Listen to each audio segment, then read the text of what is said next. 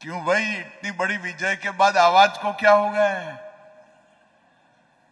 ऐसी आवाज नहीं चलेगी। दोनों हाथ उठाइए, जरा उठाइए दोनों हाथ ऊपर तक सभी लोग।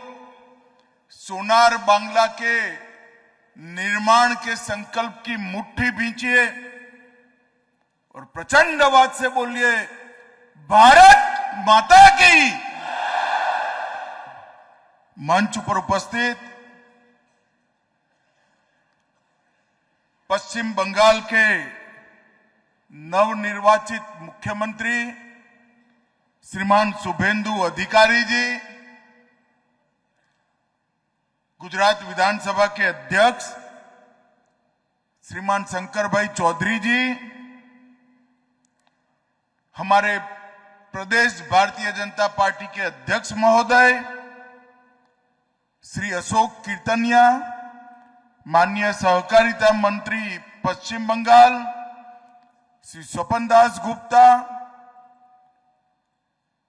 वित्त मंत्री बंगाल सरकार श्री तपस रॉय जी, उद्योग एवं वाणिज्य मंत्री पश्चिम बंगाल डॉक्टर कल्याण चक्रवर्ती जी, खाद्य प्रसंस्करण और उद्योग और उद्यानिकी मंत्री पश्चिम बंगाल, हेल्थ मिनिस्टर बंगाल शरद मुखर्जी जी, श्री मनोज कुमार अग्रवाल जी, मुख्य सचिव पश्चिम बंगाल श्रीमान पंकज बंसल जी, अपर सचिव सहकारिता मंत्रालय डॉक्टर सुब्रत गुप्ता, माननीय मुख्यमंत्री जी की प्रिंसिपल सेक्रेटरी श्री शोभा सिंह परमार जी, अध्यक्ष अमूल डेयरी अशोक चौधरी जी, श्री मिनेश शाह जी, श्री अमित व्यास जी, श्री जयंत मेहता जी, और आज इस कार्यक्रम में आए हुए सभी भाइयों बहनों को मेरा राम राम नमस्कार। मित्रों, आज बंगाल चुनाव के विजय के बाद मोदी जी की ओर से मैं मिष्टी दही से बंगाल वासियों का मुंह मीठा कराने के लिए यहां पर आया हूं। बंगाल में जो परिवर्तन बंगाल की जनता ने किया है, वो परिवर्तन आजादी के बाद के सभी राज्य के विधानसभा चुनावों से एक अलग प्रकार का परिवर्तन। बंगाल जैसा राज्य जो देश के हर क्षेत्र के लिए एक ज्योति पुंज के समान होता था।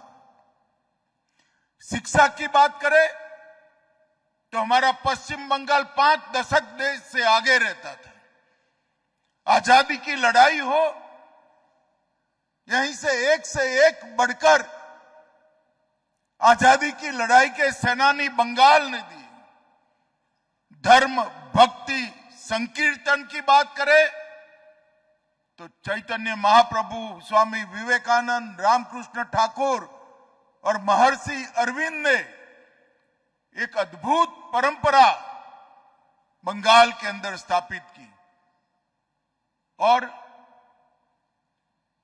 जब देश के प्रति देशभक्ति और समर्पण की बात हो तो नेताजी सुभाष चंद्र बोस हो या खुदीराम बोस, बंगाल ने बलिदान देने में भी पीछे मुड़कर कभी नहीं देखा।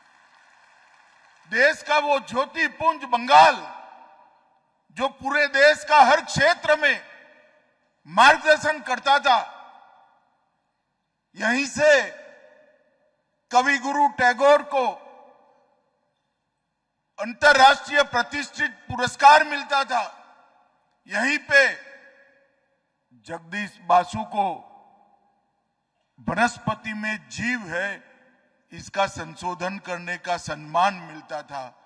यहीं से वंदे मातरम के रचयिता ऋषि बंकिम बाबूक ने भारतीय संस्कृति का वो अमर गीत जिसने सांस्कृतिक राष्ट्रवाद की नींव डाली, वो आनंद मठ पुस्तक में वंदे मातरम की रचना की, वो बंगाल लंबे समय से विदेशी विचारों से प्रभावित कम्युनिस्ट सरकार के शासन में रहा। उनसे मुक्त हो गए तो विचारधारा विहीन, भ्रष्ट और करप्ट और क्रिमिनल तृणमूल कांग्रेस की सरकार की चुंगाल से फंसे और देखते देखते देखते हमारा सोनार बांग्ला का कल्पना, जिसका स्वप्न कवि गुरु टैगोर ने देखा था,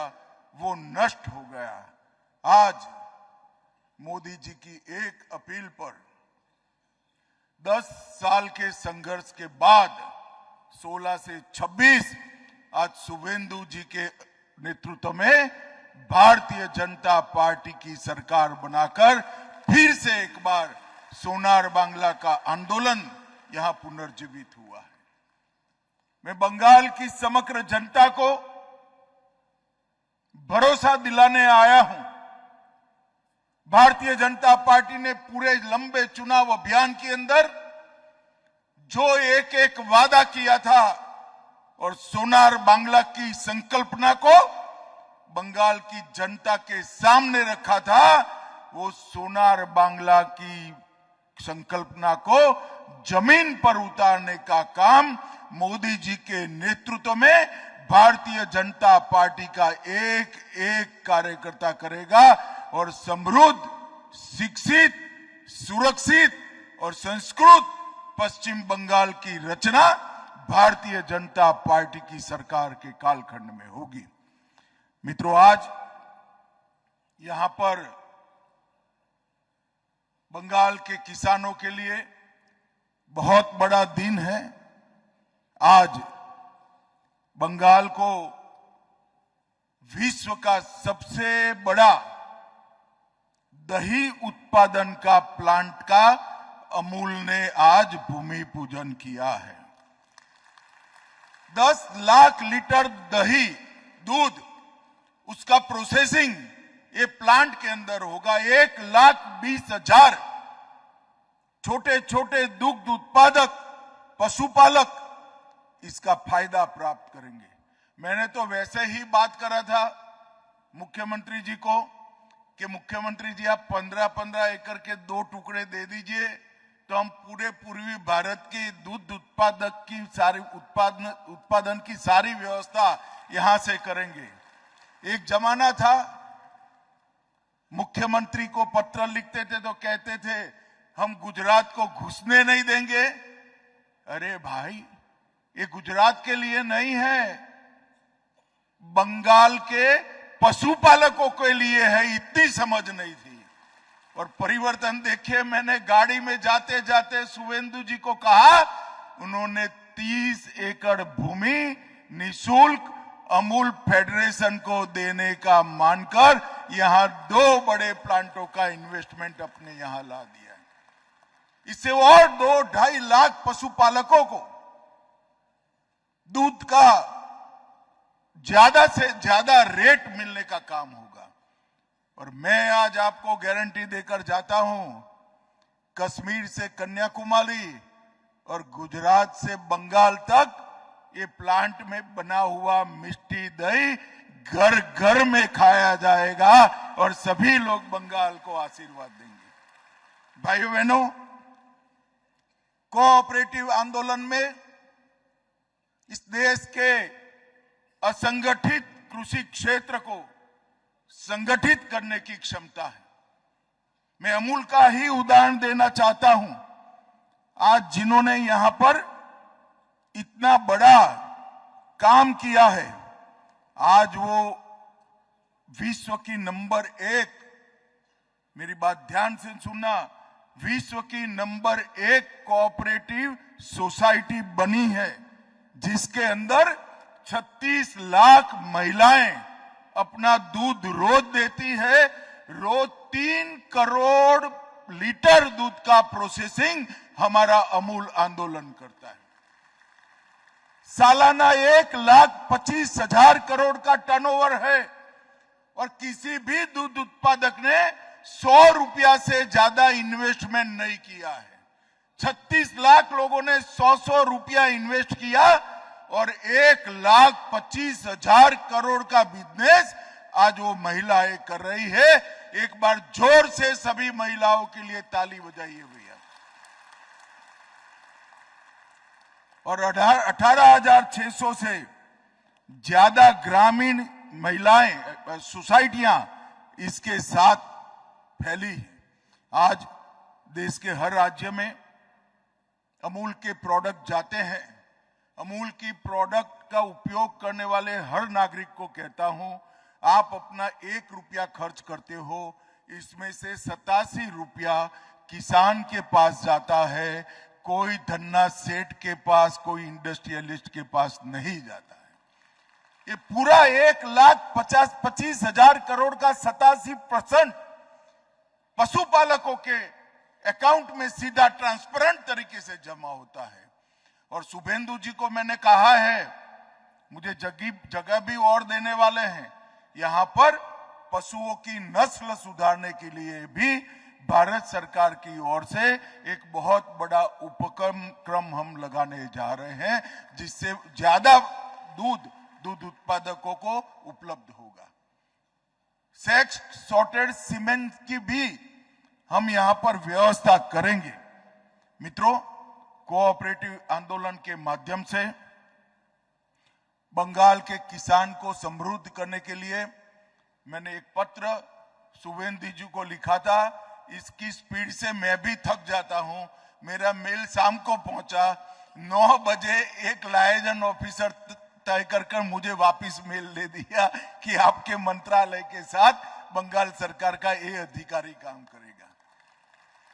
मोदी जी ने 70 से ज्यादा योजनाएं किसानों के लिए यहां पर शुरू करने का कोऑपरेटिव मंत्रालय को दिया है। ये सारी की सारी योजनाएं शुभेंदु ने जो व्यवस्था की है, जो सेतु बनाया है, इससे बंगाल के किसानों के लिए हम 6 माह के अंदर ही उपलब्ध करा देंगे और बंगाल के किसान को भी समृद्ध बनाने की दिशा में हम आगे बढ़ेंगे।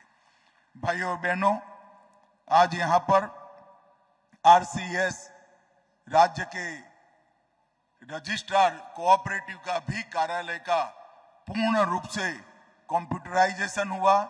ये भी बहुत समय से अटका हुआ था। ये 9 सप्ताह के अंदर ही हमें सहकार मिला और आज राज्य के रजिस्ट्रार कोऑपरेटिव का पूरा कार्यालय अपने मोबाइल से कोऑपरेटिव लीडर एक्सेस कर पाएंगे। इस प्रकार की व्यवस्था का आज यहां पर उद्घाटन। 10 गोडाउन कोऑपरेटिव गोडाउनों का शिलान्यास हुआ और 1400 मैट्रिक टन के गोडाउनों का उद्घाटन हुआ। और मित्रों, इसके साथ साथ एक और नई शुरुआत हुई है। ये टैक्सी के ड्राइवर जो होते हैं हमारे, इनका शोषण ये कंपनियां करती हैं। हमने टैक्सी ड्राइवर की जगह सारथी का कंसेप्ट लॉन्च किया है और सारथी को ही कंपनी का मालिक बनाकर एक कोऑपरेटिव भारत टैक्सी की स्थापना की है। आज बंगाल में जो टैक्सी चलती है, इसको भारत टैक्सी के साथ आज इसका एमओयू किया गया है और इससे भारत टैक्सी और बंगाल का प्रौद्योगिकी और इलेक्ट्रॉनिक विभाग, ये दो के बीच में जो एमओयू हुआ है, इससे बंगाल के किसी भी सारथी को टैक्सी ड्राइवर नहीं बनना पड़ेगा। वो अपनी गाड़ी का भी मालिक होगा और भारत टैक्सी कंपनी का भी मालिक होगा। मुनाफा सीधा उसके यहां से जाएगा। मित्रों, लगभग बंगाल के अंदर ढेर सारा पोटेंशियल पड़ा है। गुजरात तो ऐसा प्रांत है जहां एक जमाने में 1200 फुट नीचे से पानी लेना पड़ता था। आपके पर तो गंगा की कृपा है।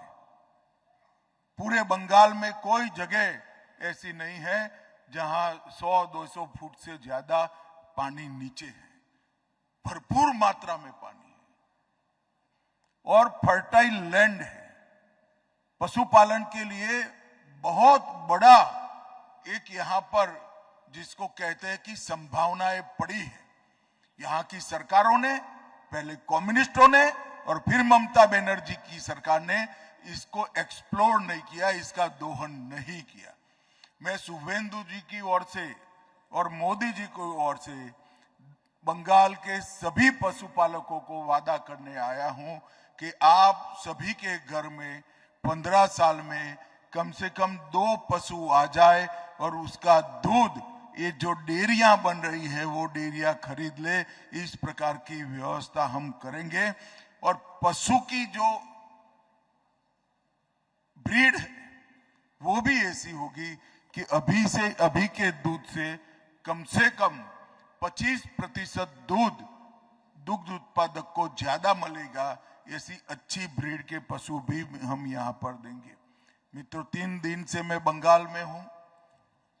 घुसपैठिया मुक्त बंगाल बनाने के लिए, नई घुसपैठ न हो इसके लिए, बंगाल की कानून और व्यवस्था ठीक रहे उसके लिए, बंगाल की माताओं बहनों के सम्मान की सुरक्षा के लिए अनेक विध कदम ये 2 दिन में उठाए हैं। शुभेंदु इसकी बात करेंगे विधानसभा में जब चर्चा होगी। मैं कुछ कहना नहीं चाहता, परंतु मैं इतना कह सकता हूं, मैंने शुभेंदु जी की गति को देखा है। बंगाल को खड़ा होने में देर नहीं लगेगी। देखते देखते बंगाल खड़ा हो जाएगा। और इसी के लिए तो हम 2016 से संघर्ष करते थे। इसी सभागार के अंदर मैं 4थी बार आया हूं। 3 बार संघर्ष के लिए आया था। आज बंगाल की जनता का धन्यवाद करने के लिए आया हूं कि आपने भारतीय जनता पार्टी को मौका दिया है। हम आपकी सारी अपेक्षाओं को पूरा करेंगे। और कवि गुरु ठाकुर का जो स्वप्न था, वो स्वप्न सोनार बांग्ला का पूरा करने का काम भारतीय जनता पार्टी करेगी। सबको बहुत बहुत प्रणाम और धन्यवाद।